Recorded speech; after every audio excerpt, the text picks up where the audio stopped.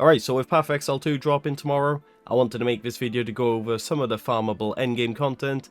Now this content is going to be identifiable on our atlas by little icons, and these little icons are going to tell us what content is within what map. So, let's get into it. Okay, so starting off with Breach, what's going to happen is you're going to come across a hand within your map, and by stepping on this hand, you're going to spread some purple magical bullshit within a circle around that hand, and it's going to spread outwards. Now within this circle you're going to find a bunch of different breach monsters start spawning, and you might also come across some clasped hands, which are basically like chests but they're breach themed. Now by killing these different breach monsters and by opening up clasped hands, you'll come across different kinds of breach rewards. Now these could be catalysts, which you can use to improve the modifiers on the ring. It could be a breach ring, which is a base type that can have a lot more catalyst thrown onto it than a normal ring. Or it could be some breach splinters. Now, I don't know how many breach splinters you need, but after you gather a certain amount, you can create a breach stone, and a breach stone lets you complete essentially a large breach area, and it ends with a boss fight. And if you defeat that boss, you'll get a unique item, which is only dropped by that boss, and you'll also get a point for your breach tree. Alright, so moving on to Delirium. Now in your maps you might come across a Delirium mirror, and when you walk through that, it's going to spread the Delirium mist throughout the entire area. Now this is going to buff all of the monsters in your map, especially the rares and the uniques. It's also going to spawn a bunch of Delirium monsters, and when you kill these things, it's going to build up your Fiend rewards. So this could be currency, weapons, jewelry, stuff like that. It's represented by an icon above the flasks. Delirium also has its own kind of rewards. You could find Distilled Emotions, which are a new kind of item. It's kind of a combination of Blight Oils and Delirium Orbs if you've played PoE 1. So you can use them to anoint an amulet with a notable from the passive tree, or you could use them to add Delirium to a map. Another item you might find are Simulacrum Splinters, and they can be used to create a Simulacrum. Now this takes you to an arena where you survive for up to 15 waves. This used to be 30 in Path of Exile 1, and each wave gets progressively harder. Now, every time you complete the wave, you'll be given rewards. And obviously, the more waves you complete, the better rewards you'll get. Now, if you complete the entire thing, then you're going to get a point for the Delirium tree. Okay, so moving on to Expedition. This is basically the British mechanic.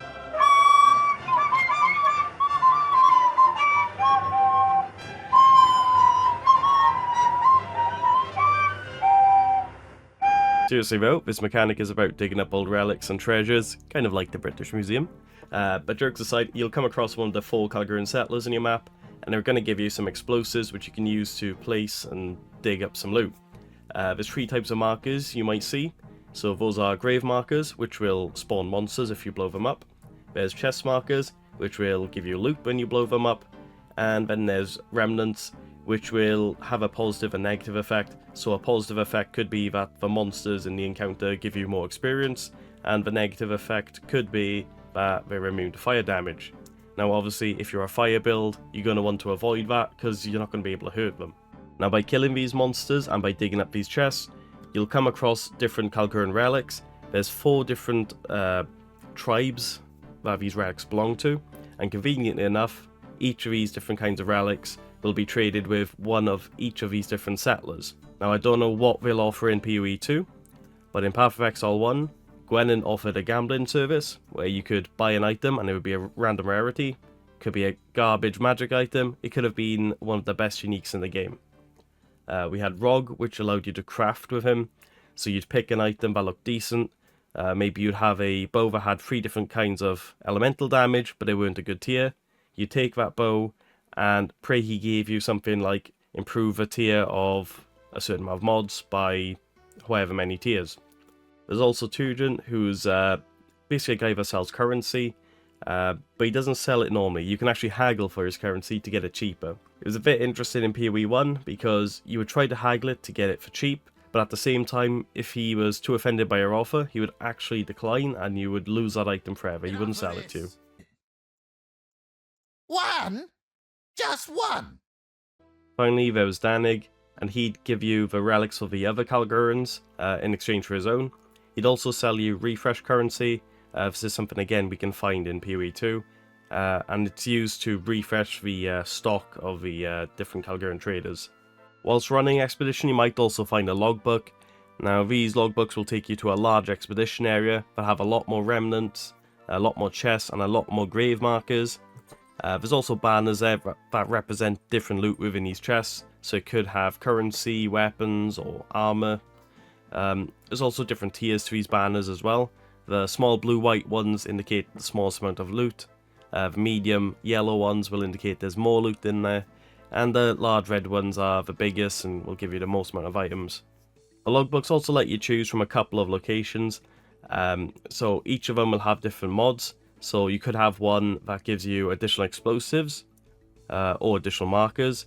And you could have the other one which offers you something like bigger explosive radius or like increased explosive placement range, something like that. You could also just pick them based on whatever relics you want to farm, because obviously you can farm relics for certain traders. Now during the logbook you might also come across a expedition boss. Now this is going to give you an expedition unique if you kill it, and a point for the expedition tree. Alright, so I've saved the best for last. As my subscribers know, Ritual is my favourite mechanic, and it is the favourite mechanic of a lot of gambling addicts out there. Essentially it functions as a slot machine. So in Ritual you're going to find a bunch of different altars in your maps. You're going to kill a bunch of monsters near these altars to charge it up, and when it's full you're going to click the altar, and then you're going to be trapped within a circle around the altar, and you're going to have to kill everything near it, again because it's all respawned. And after you've killed it again, you're going to get a bunch of tribute, which you can use to trade for items within the altar. Now what you're going to want to do is complete all of the altars in your map before you actually redeem a reward, because the more you do, the more rewards you unlock. So that means you can see the better items that are a bit rarer and usually worth a bit more money. Now Ritual has always been kind of profitable in PoE 1. It wasn't very consistent, because it's random what you get in the altars. You can get things like currency, divination cards, uniques, but because it's random you don't know exactly what you're going to get. But in PoE 2 they have reworked omens, which is another item you can get, but this time they're going to be used in meta crafting, so they've been buffed significantly. So they should be worth a lot of money in PoE 2. Now another item you might find in your Ritual is a invite to the King in the Mist boss fight. If you kill the King in the Mist, you obviously get the uniques related to Ritual, and you'll also get a point for Ritual. Well, hopefully I've explained the mechanics enough for you to make a decision on what you want to farm, and to be honest, it's not as if it matters what you choose, because you could always swap it anyway. And yeah, sorry I sound like shit. I've been sick all week, and now I've actually got to go back to work tomorrow, even though I'm still sick, because they're very short-staffed. So, after I finish work, I'll try and stream some Path of Exile 2, but if I'm feeling like crap, I might actually not stream. So, sorry about that in advance if I don't, but I'll see you tomorrow hopefully. Bye guys.